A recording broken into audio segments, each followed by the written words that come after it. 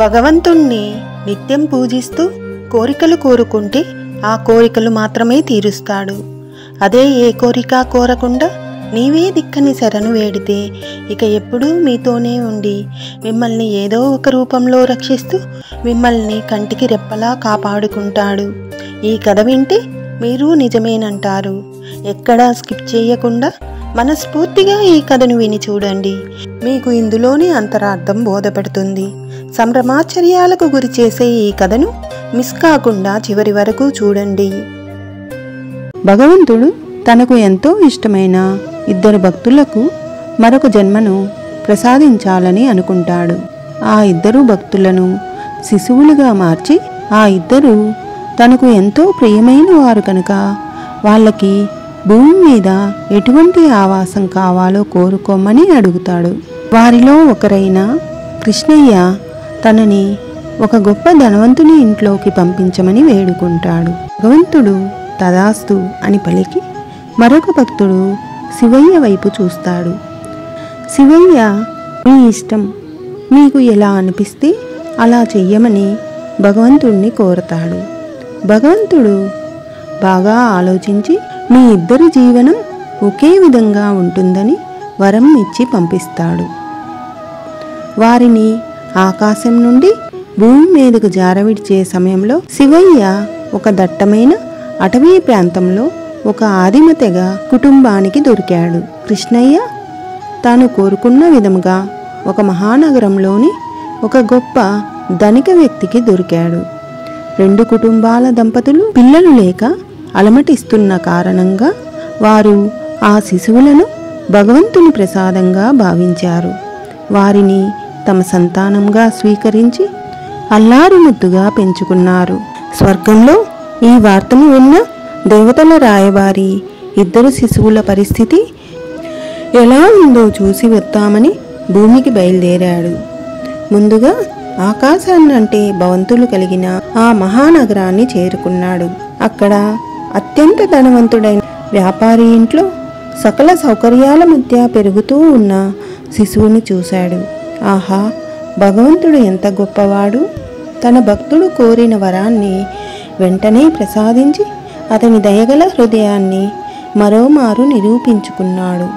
ఈ సందర్భంతో భగవంతుడి కరుణా హృదయాన్ని ఈ ప్రపంచమంతా మరోమారు గ్రహిస్తుంది అనుకున్నాడు.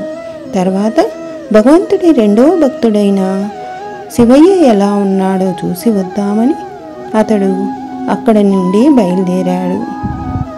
వెంటనే భూగోళం మీద శివయ్య ఉండే దిశను చూపించమని ఆకాశవాణిని ఆజ్ఞాపించాడు. ఆకాశవాణి స్పందించి శివయ్య ఉండే మార్గాన్ని అతడికి నిర్దేశించింది.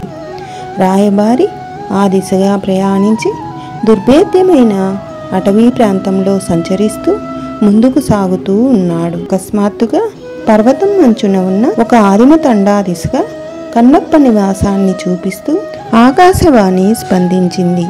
అతడు అటువైపుగా వాయువేగంతో ప్రయాణించి అక్కడ ఉన్న ఆటవికుల నివాసాలను చూసి ఆశ్చర్యపోయాడు. ఔరా, ఏమి ఈ విచిత్రం! భగవంతుడు ఈ భక్తుడికు ఏమని వరం ఇచ్చాడు, కానీ ఇక్కడ ఏమి జరుగుతుంది? ఇద్దరూ సమానమైన జీవనాన్ని ఆచరిస్తారు అనే కదా ఆయన చివరగా వరం ఇచ్చాడు. కృష్ణయ్యకు సర్వ సౌఖ్యాలు సర్వభోగాల సహకారమా, కానీ నోరు విడిచి అడగనందుకే శివయ్యకు ఇంత దుస్థితి కలిగిందా? అడగనిదే అమ్మైనా అన్నం పెట్టదు అంటారు. భగవంతుడు కూడా తల్లిదండ్రులు సమానుడే కదా, అందుకే కాబోలు అడగని వారిని ఇలా పిడిచివిని వదిలేశాడు అనుకుంటూ బాధపడ్డాడు. కాసేపు అక్కడే కూర్చుని ఆలోచించాడు. భగవంతుడు కారణం లేకుండా ఏదీ చెయ్యడు. బహుశా ఈ పసివాడికి రాజయోగం జాతకరీత్యా ఇంకా కలగలేదు కాబోలు అని తన మనస్సుని ఓదార్చుకుని తిరిగి స్వర్గానికి బయలుదేరాడు. కొన్నాళ్ళు గడిచింది. శిశువులు ఇద్దరూ యవ్వన ప్రాయానికి చేరుకున్నారు. శివయ్య అడవికి రారాజులా ఎదిగాడు. దాహం వేస్తే సెలయేరులు అతడికి దాహం తీరుస్తూ ఉన్నాయి. ఎండ కాస్తే పచ్చని చెట్లు అతనికి సేద తీరుస్తూ ఉన్నాయి. మరోవైపు కృష్ణయ్య ఆధునిక విలాసాలతో హంగు ఆర్భాటాలతో ఒక్కరోజు అతడిలా జీవించినా చాలు అనుకునే రీతిలో సాగిపోతూ ఉంది అతని జీవితం. అతడి ప్రయాణానికి రోజుకో కారు, వేసుకోవడానికి డజన్ల కొద్దీ బట్టలు, అతడు కోరుకున్నవి అన్ని క్షణాల్లో అతడి ముందు ఉండేవి. దేవతల రాయబారికి సరిగా అలాంటి సమయంలో ఆ ఇద్దరి భక్తుల ప్రస్తుత పరిస్థితి ఎలా ఉన్నదో చూడాలని అనిపించింది. వెంటనే అతడు భూమికి చేరుకున్నాడు. ముందుగా కృష్ణయ్యని చూడటానికి వెళ్ళాడు. స్వర్గలోకాన్ని తలదన్ని సౌకర్యాల నడుమ యువకుడైన కృష్ణయ్యని చూసి భగవంతుడిని తిరిగి ప్రశంసించడం ప్రారంభించాడు. ఇతడి పరిస్థితి ఇంత వైభవంగా ఉంటే బాల్యంలో కటిక పేదరికంలో ఉన్న శివయ్యకు ఇంతకు మించిన సౌఖ్యాలు ఆ దయగల దేవుడు ప్రసాదించే ఉంటాడు. తక్షణమే అతనిని చూడాలని నా మనసు ఉవ్విళ్ళూరుతుంది అనుకుంటూ రాయబారి వెంటనే శివయ్యని చూడటానికి ప్రయాణమయ్యాడు. ఒక పెద్ద బండరాయి, అక్కడి నుండి కిందకు చూస్తే కళ్ళు తిరిగే లోయ. అక్కడే ఒక యువకుడు కిందకి దూకి వెయ్యడానికి సిద్ధంగా ఉన్నాడు. అతడి స్నేహితులైన అక్కీ మక్కీ అనే 2 వానరాలు కూడా అతడిని వారిస్తూ ఆపే ప్రయత్నం చేస్తూ ఉన్నాయి.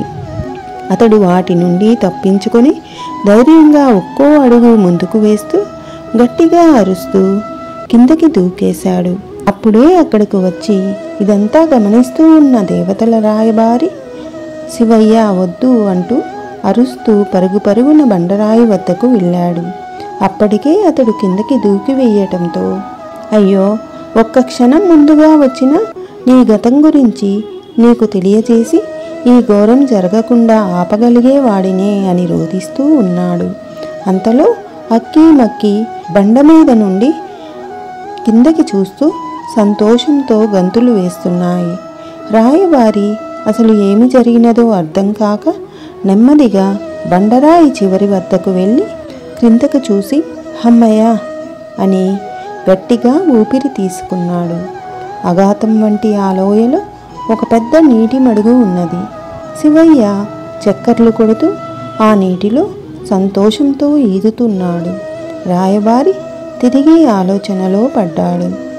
శివయ్య వేషధారణ, ఇక్కడి పరిస్థితి చూస్తుంటే అతడికి ఇంకా రాజయోగం పట్టినట్లుగా లేదు.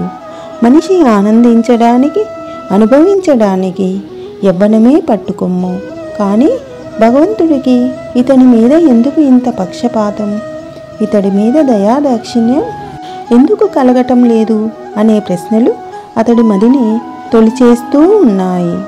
ఇంతలో ఈత ముగించి శివయ్య చెట్టు వేళ్ల సాయంతో కష్టపడి పైకి వచ్చాడు. అక్కీ మక్కీల వైపు చూసి, లోయ చాలా లోతుగా ఉంది కదా, పైకి ఎక్కేసరికి ఉన్న శక్తి మొత్తం కరిగిపోయింది, బాగా ఆకలేస్తుంది అనుకుంటూ బయలుదేరాడు. అంతే, వెంటనే వానరాలు ఆగకుండా అడవిలోకి పరుగులు తీశాయి. అక్కడికి కొన్ని నిమిషాల వ్యవధిలోనే అక్కీ మక్కీ అడవినంతా గాలించి వివిధ రకాల ఆకులు, అలములు, దుంపలు, శనగలు వంటి ఆహార పదార్థాలను తీసుకువచ్చి అతడి కాళ్ళ వద్ద రాతి నేల మీద పడేశాయి. ఆకలితో ఉన్న శివయ్య తన స్నేహితులకు ధన్యవాదాలు తెలియజేసి వారితో కలిసి బండపై కూర్చొని వాటిని తినడం ప్రారంభించాడు.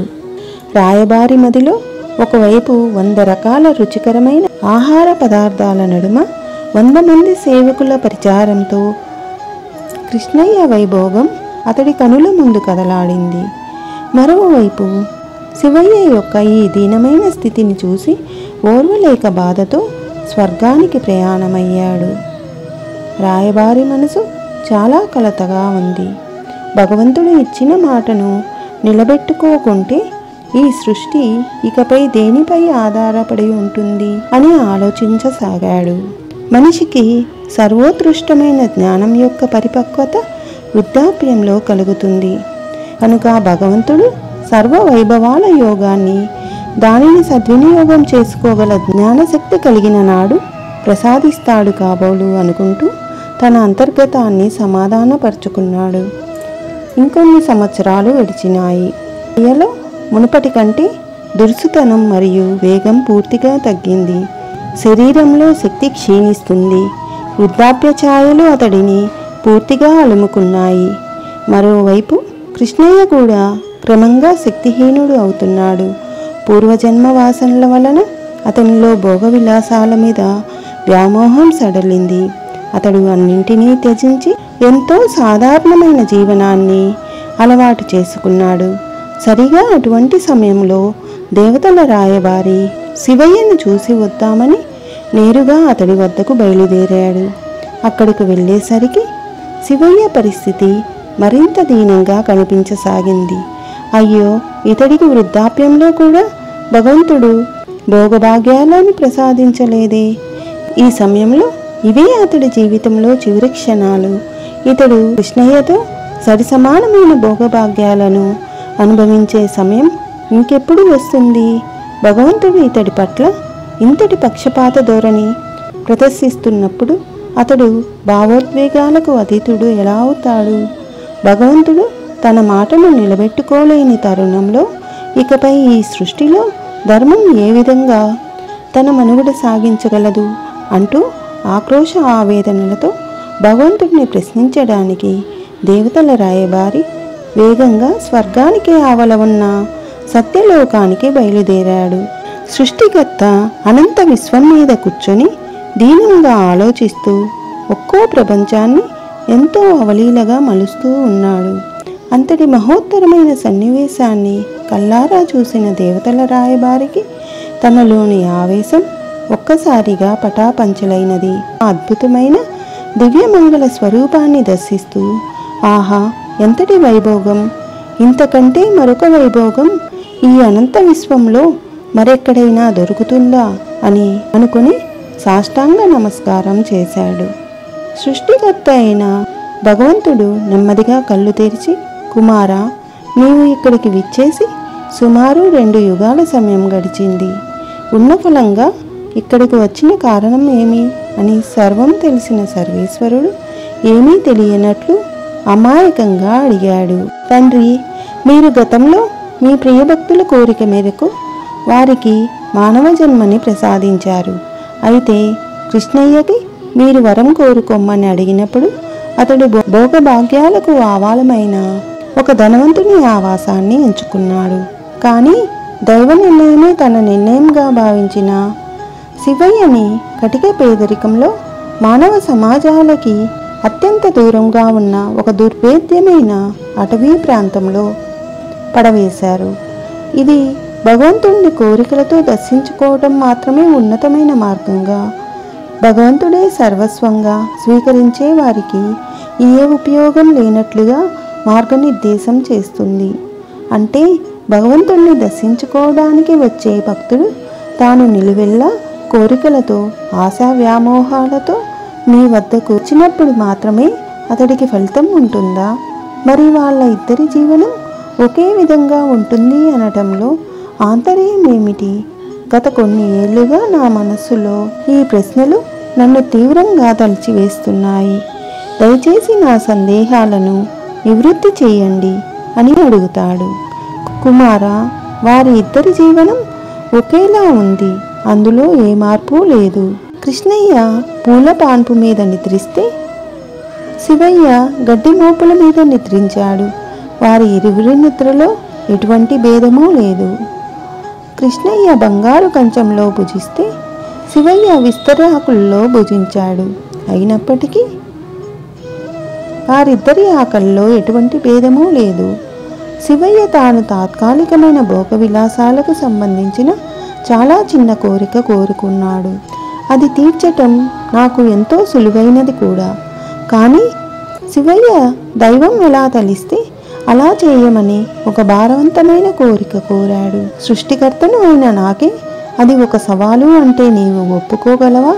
ఎందుకంటే అతడికి ఒక ఆవాసాన్ని వెతికి పెట్టవలసిన బాధ్యత స్వయంగా నాపై పడినది. నాకంటూ ఏ ఆవాసమూ లేదు. ఈ ప్రకృతియే నా ఆవాసము. కాబట్టి నా ఆవాసమే అతడి నివాసము అయినది. నేనే అతడిని తల్లిగా, తండ్రిగా ఆ ప్రకృతిలో ఉద్భవింపచేశాను. నా ప్రమదగణాలు అతడి స్నేహితులయ్యారు. ఇదివరకే అతడి తల్లిదండ్రులుగా కర్తవ్యం పూర్తి చేసుకున్న నా ఆశలు నాలో లీనమయ్యాయి. ఇప్పుడు నేనే స్వయంగా వెళ్ళి శివయ్యని సాదరంగా నాలో ఐక్యం చేసుకోవాలి. ఇదంతా నిజంగా కష్టతరమైన ప్రక్రియే కదా కుమారా అని భగవంతుడు ఆ రాయబారిని చూసి చిరునవ్వు నవ్వాడు. తండ్రి, నీ సమాధానంతో నాలోని అజ్ఞానపు నీడలు పూర్తిగా తొలగిపోయాయి. భూమిపై ప్రజలు క్షణికమైన ఆనందాల కోసం శాశ్వతమైన బ్రహ్మానందాన్ని చేజార్చుకుంటున్నారని నాకు అర్థమైనది.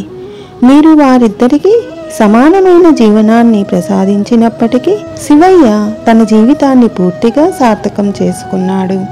అతనికి కలిగిన అదృష్టం ఈ విశ్వంలో వెలకట్టలేనిది అంటూ భక్తి పారవస్యంలో ఆ రాయబారి భగవంతుడికి నమస్కరించి మళ్ళీ భూమికి బయలుదేరాడు. వృద్ధాప్యంలో ఉన్న శివయ్యను చూసిన రాయబారి అతడి సర్వసాధారణమైన జీవనాన్ని చూసి ఆశ్చర్యపోయాడు. వెంటనే మారువేషంలో వెళ్ళి సర్వ సుఖభోగాలకు నిలయమైన నీ ప్రస్థానం ఇలా బీడుపారిపోయిందే, దానికి కారణం ఏమిటి అని కృష్ణయ్యను ప్రశ్నించాడు. తాత్కాలికమైన సంతోషాలు ఏదో ఒక రోజున మీకు విరక్తిని కలిగిస్తాయి. దానినే వైరాగ్యం అంటారు. ఈ ప్రక్రియకు చేరుకోవడానికి ఎంత మూల్యం చెల్లించాలో నేను అంత మొత్తము చెల్లించాను. అందుకే నా ప్రస్థానం ఇలా బీడుపారిపోయింది అని అతడు సమయస్ఫూర్తితో సమాధానం చెప్పాడు.